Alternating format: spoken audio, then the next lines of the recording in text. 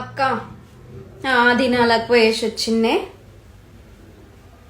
ఇక అందరు చుట్టాలు ఉన్నారు, వాళ్ళంతా ఏం మాట్లాడలే. ఇక నీకు ఇంకొకటి చెప్పాలా, ముసలోనికి ఇంకొక పెళ్ళాం ఉందంటనే.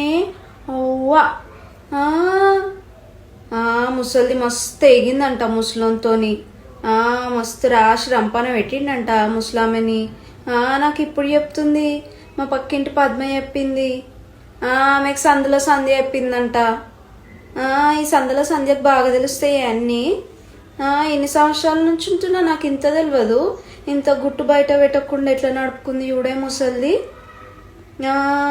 పాపమే మస్తు ఎగిందంట ముసలాయనతోని.